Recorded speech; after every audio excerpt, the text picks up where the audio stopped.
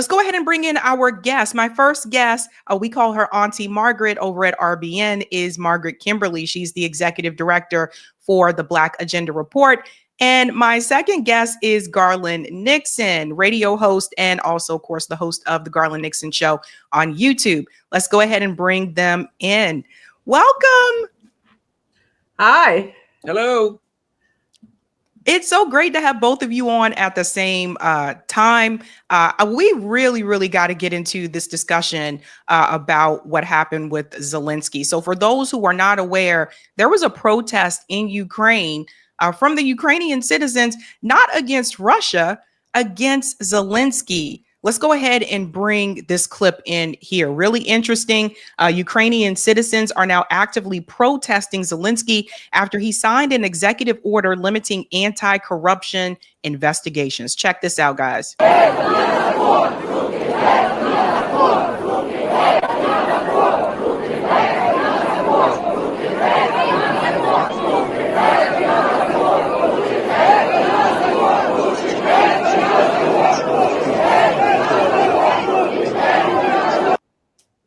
Yeah, so you guys get the idea. This is the first time I'm seeing the Ukrainian people rise up against Zelensky. I want to go to our guest first and foremost, Margaret Kimberley.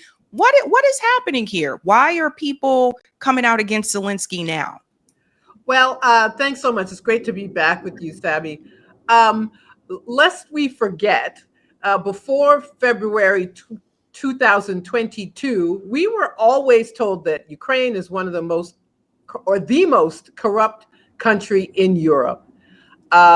Ukrainians were deprived of their democracy by a US-backed coup back in 2014. Now there have been years of war. We've all seen these videos where people are literally men are dragged out of their homes, off the street, out of their cars, and press ganged into the military.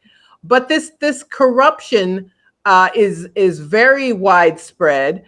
But it's also tied to the U.S. Do you know who was in charge of this corruption investigation? Joe Biden.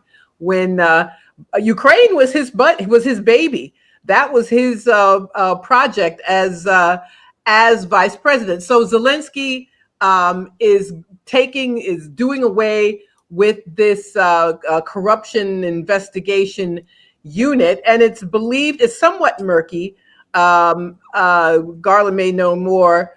But basically that there is a lot of infighting in Ukraine. It's a sign of their collapse, military and political collapse, that if he gets rid of this corruption investigating body, that somehow all this infighting will disappear and the U.S. will not that the U.S.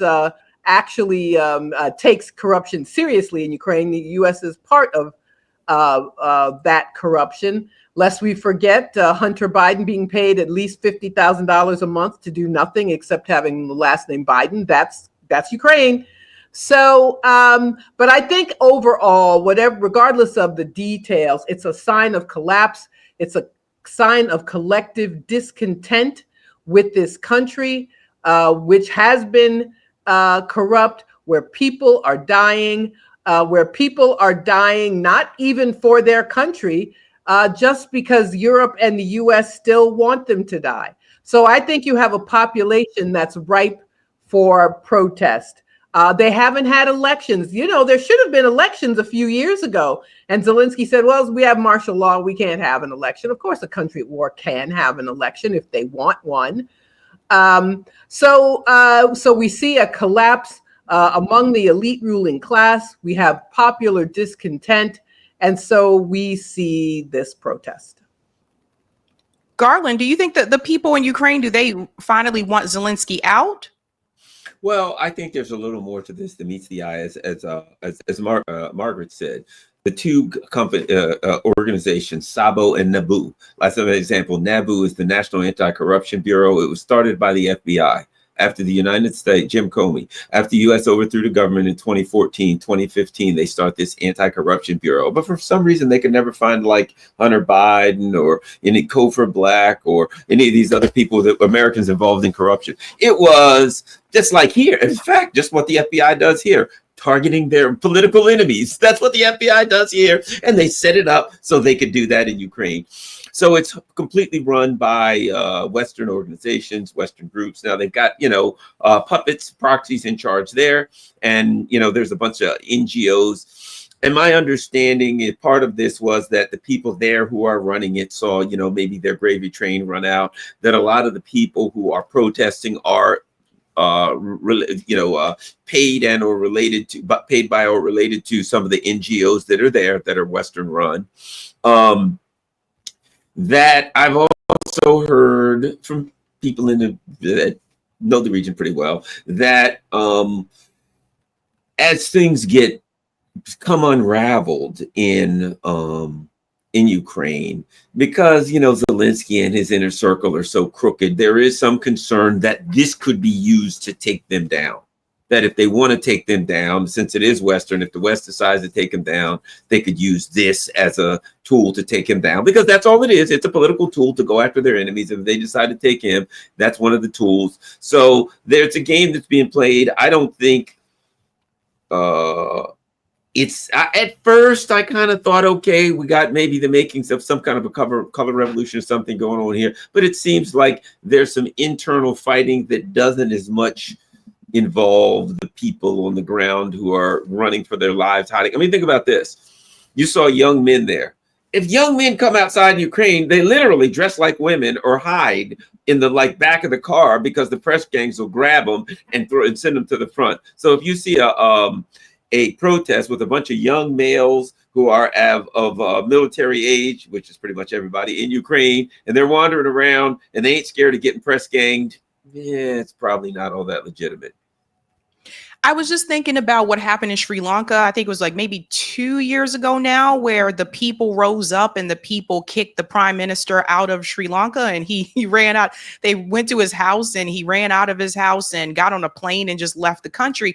And I wonder if it'll get to that point in Ukraine, because I just think people there have had enough of Zelensky. I think they're tired of this war. And that's another thing too. How long is this war with Russia and Ukraine supposed to go on? Margaret? Well, it's a forever war for the U.S. and the West. They may be out of Afghanistan, but you've got to have a forever war someplace. And people in Ukraine know that. And I wanted to, in addition to what we've already pointed out about people being snatched off to go to war, Zelensky's regime is quite autocratic. They undid. There's no collective bargaining. Unions are worthless. As one example, many parties, every left-wing party outlawed, left-wing newspapers put out of business. So there's a lot of anger about many different things. And so, yes, this regime could come undone. And yes, Zelensky could leave town. I mean, I think they've done it before. They may pick you, but then they may get rid of you.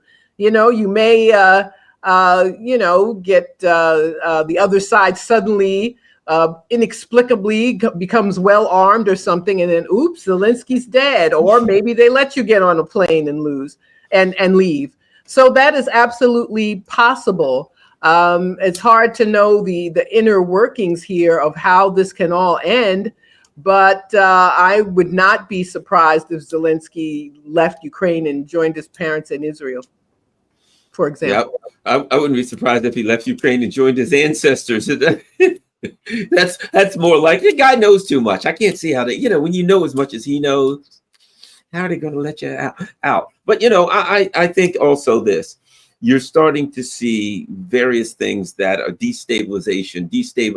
I'll put it like this. activities and things are going on in Ukraine that indicate instability. I think the people in power know that the writing is on the wall. They're looking, and military's falling apart. Money ain't coming in like it used to. Weapons are getting blown to smithereens.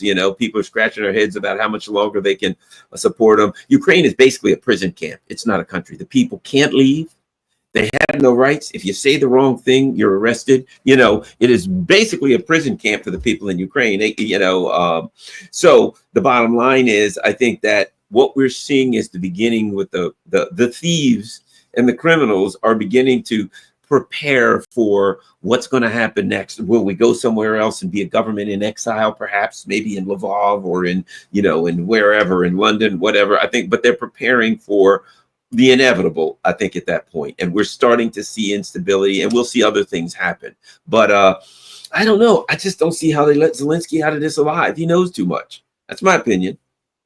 That's what I was wondering too, because another thing, like Zelensky said recently, I was reading, he said he has peace talks with Russia in the next 2 days, but then another outlet giving Russia's response, Vladimir Putin says he has no peace talks scheduled with Ukraine. So it's all over the place. And I predict this as well. Like, let's say Zelensky flees or whatever, then I would predict that the West would just install someone else. That wouldn't be the first time that happened. They can put you in and they can take you out. They can have a revolving door, put somebody else in there. That's all of those. All of those things are possibilities. But and as for having peace talks with Russia, first of all, the West killed the real peace talks back in 2022, right after Russia went in. They call it their special military operations. Turkey hosted peace talks between Ukraine and Russia, and the U.S. and the U.K. came in and told Zelensky not to continue negotiations with Russia. But Russia's taking a hard line too. They've captured, I think, 20 to 25% of Ukraine's territory. They said they are not getting it back. As far as they're concerned, it's Russia. Ukraine says they can't go along with that. So, and Ukraine's backers have said you can't go along with that.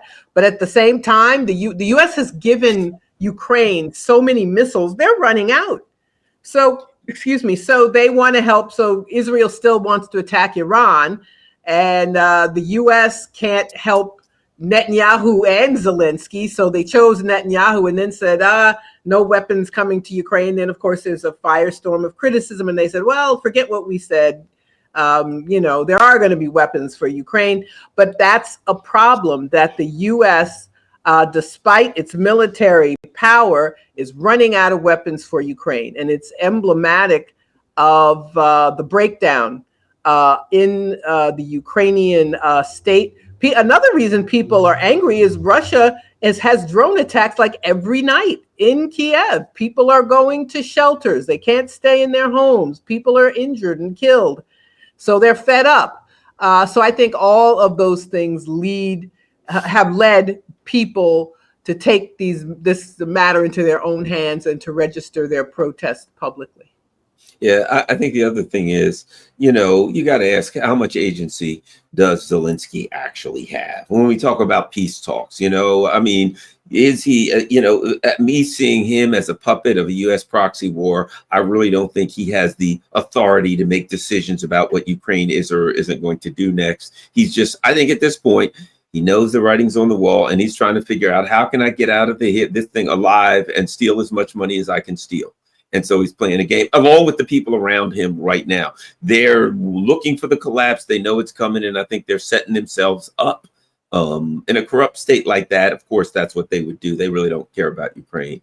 The West, meanwhile, is in a bad situation because this is a catastrophic loss for NATO. And it is inevitable. There's no way to win this. There never was a way to win this. They didn't actually go in this thing to win. They didn't start this war to fight Russia and win. They started the war with the plan of, we'll get the war started, and then we will sanction Russia so hard that Russia will collapse. They'll overthrow Putin, and we'll just walk in and steal all the natural resources of Russia. When Russia didn't collapse. They didn't have a second plan. And they're just like, okay, let's keep this going as long as we can. Maybe we'll be lucky and something happens. You're not going to get lucky. You're going to lose this war. There's no way around it. And interestingly enough, basically, I've been saying for a long time, Ukraine is basically a garbage contract. A garbage compactor for NATO. NATO just throws their weapons in, and the Russians blow them up, and they're like, okay, the compactor's empty. Can you send some more tanks and stuff like that so we can blow? And NATO just throws it in. They blow them up. They throw it. So the good thing is, since NATO is a crazy, sociopathic, psychopathic war machine, when the war gets done, they'll be out of when the war's over. NATO will be out of weapons. I personally think that's a good thing. Well, another question I have too, since you brought up NATO, I do remember Zelensky did try to join NATO, and that's the other thing too, is NATO wants this war to happen, but they wouldn't approve Zelensky's request to join NATO. Margaret. Yeah, that's a red line for Russia. Russia has held back somewhat, despite what we've been told about this evil Putin and it's the worst war ever. But Russia has said, we are seriously going in. We could decapitate Zelensky. We could bomb the heck out of Kiev. Ukraine cannot be in NATO. After 30 years of this encroachment on Russia, of all the old Soviet Warsaw Pact countries becoming members of NATO, even a few former Soviet republics are members of NATO.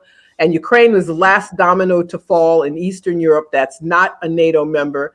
That is just too much for Russia. Ukraine was during World War II, it was the path of invasion from Germany, and having Ukraine as a member of NATO is just too much for them. Also, it's controversial in some of the Western nations. There are European nations who also don't want Ukraine to be a member of NATO. So given Russia's response and the fact that there was not unanimity of opinion among the collective West, so-called, it's something that did not happen.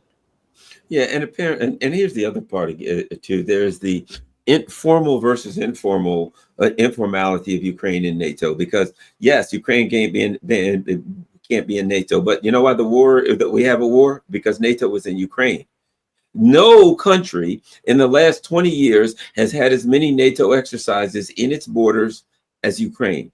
No country gets as much money. No country has gotten to get much weapons. So to say Ukraine is not in NATO, but NATO's in Ukraine and NATO's throwing everything it has. It is a gigantic, built a 1 million-man proxy arm and everything else. So basically, technically, they don't have the Article 5 thing, but realistically, if you think about it, NATO has thrown all its money, all of its weapons, all of its mercenaries. It's thrown everything into Ukraine, and of course, the Russians have blown it all to smithereens. But and let me add this: according to the rules of NATO, Ukraine can't come in, because you can't join NATO if you have border disputes, if you have an ongoing military conflict. There are certain numerous criteria that Ukraine doesn't meet, but it doesn't really matter if NATO's fighting in and for and over Ukraine. Is it in Ukraine? Is it, NATO or not? I don't know. But the bottom line is this: I think Russia's going to take what they want,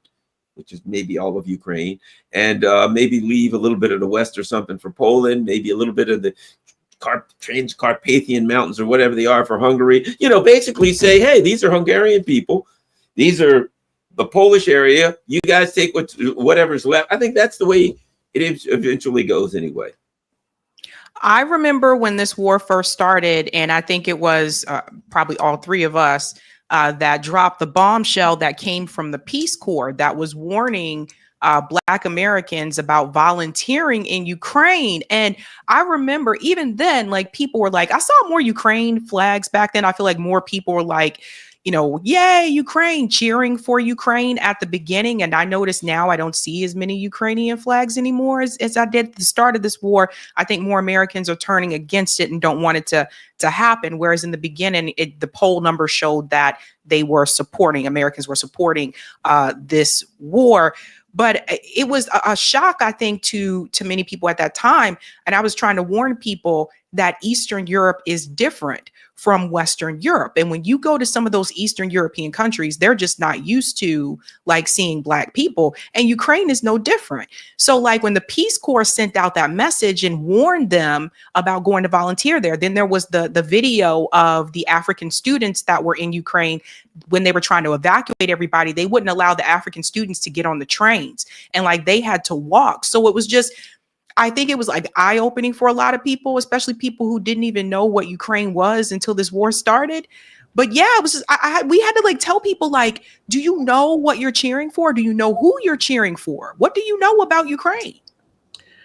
Well, here's what people need to know about Ukraine. It's a divided nation. It's had this strange history coming into being after World War I. Half the country is, I don't know about exactly half, did not want to be part of the Soviet Union. But there's a part that is Russian. Crimea is mostly Russian speaking, for example, Donetsk and Lugansk. During World War II, a huge part of the population was pro-fascist. When the Germans invaded, there were Ukrainians who worked with them. There were Ukrainian collaborators who are lionized to this day. There are holidays for them. Their faces are on the stamp. It's one of the few European countries where you could go to and see swastikas. They are white supremacists. I found a video once of someone in Ukraine, one who celebrates these Nazi quote unquote heroes to them, quote unquote.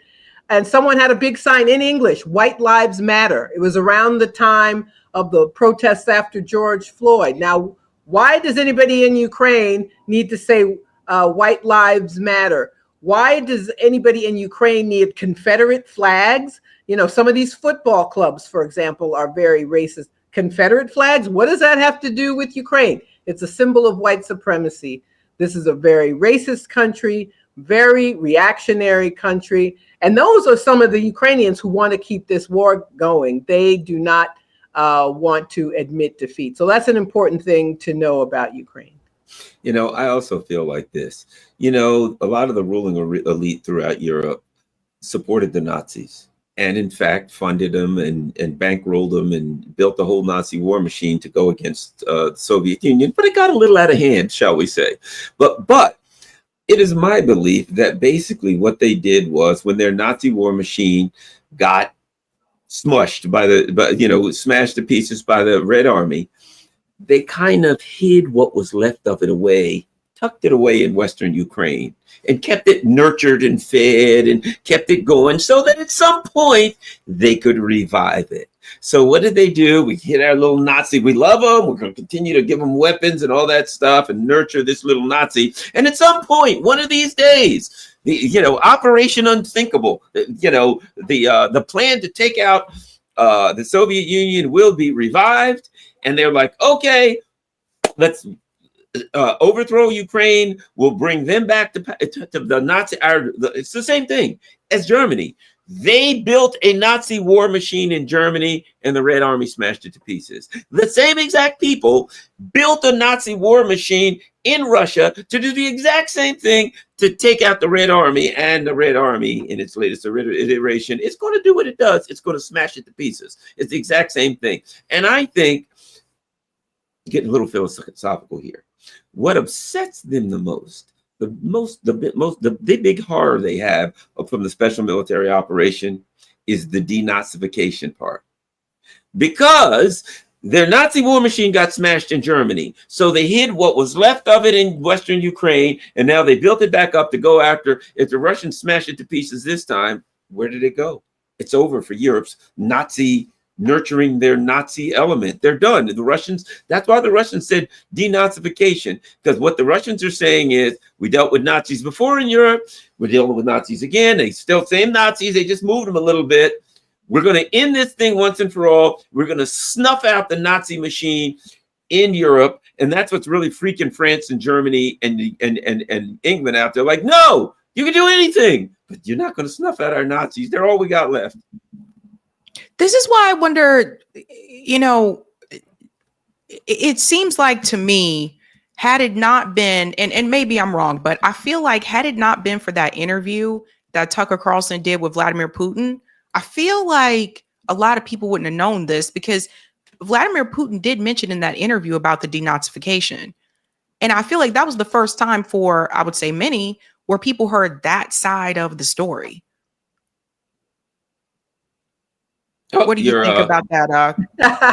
There we yeah. go. Thanks. Well, I think that was a very important interview, because if do you remember in 2022 we were inundated with this pro-Ukraine war propaganda. You literally could not go online without seeing some message about supporting Ukraine or give to Ukraine or how it was at the football, even the football games. Oh, absolutely, everywhere. Literally, there was no escaping it. That we were whipped up into this frenzy. Hope you didn't hear that siren. Life in New York, but against Putin and in favor of Ukraine. So they weren't going to talk about the history of this country, the fascist sympathies that still existed for much of the population. They weren't going to share that with us, or share with us that Putin said that was one of the reasons that that they went in, or even this entire history of Ukraine, the continued encroachments, the 2014 coup, Russia's endless requests for a security agreement. That you never heard that, because then you can't call Putin the evil incarnate if you point out something sensible that he said. We need a security agreement about Ukraine, that we want Ukraine to be neutral and to be demilitarized. But the U.S. doesn't want diplomacy. As Garland pointed out, their goal was regime change against Putin, against Russia. So we weren't going to hear anything reasonable or accurate about Ukraine. It's Tucker Carlson and a few other people who managed to have access and get these interviews, or that Joe Biden blew up the Nord Stream pipeline. That's a story that came and went. Seymour Hersh had this big scoop. The corporate media covered for Biden, but Joe Biden blew up the Nord Stream pipeline carrying Russian natural gas to Germany. Europe needs it desperately. They slit their own throats going along with it. I'm digressing a little, but it's something that I think it's important to always point out. Yeah, Garland, what do you think about that? That if it hadn't been for that interview, do you think more people would still be propagandized? Well, I think a couple of things. I think number one, interviews like that are important. Just like the interview the other day, the Fox News on Iran with the Iranian foreign minister, whoever it was. And here's why: Iranian president, I forgot, whatever it was a high-ranking Iranian official. It's important for this reason, because the U.S., it's the old game. A couple hundred years ago, when the colonial powers went to a country and they wanted to steal all their stuff, they would dehumanize the people and say they were savages who just, these savages don't know what to do with all these golden resources. We better take it from them and kill them while we're at it, right? And now it's the same game. What about Russia? They're run by a crazy, savage madman, just like Iran. The mullahs, they're savages. It's the same game, but instead of calling all the people savages, be a little more difficult for the most part, they just pick a select few and they say Putin's a savage, a crazy man, insane. The leader of any country that won't go along with whatever we want is a mad, crazy dictator who we must, depose. And when you get these kinds of interviews, I think it humanizes the people. There was a guy that talked about, there's a guy that does this thing where he talks about presidential like debates, and about watching them without the sound on and things, and the importance of body language and things like that, right? And when a person sees a Vladimir Putin, who's a very, kind of intellectual, kind of studious kind of guy, you see him talk, he's not a madman. He's not pulling out a weapon, to try to beat Tucker Carlson to death. He was really making a point, and you could look at him and see, here's a person who believes certain things. Here's a person who's confident in what he believes in, and he's talking and he's into these. So I think as important as what we say is the humanization of the leaders of various countries. It makes it it forces people to use critical thinking skills instead of just say that country's run by a crazy person, so we must oppose them. I think that is a very, very important part of these conversations. Hey guys, this was a Sabby clip. If you like what you saw, hit that like button and subscribe.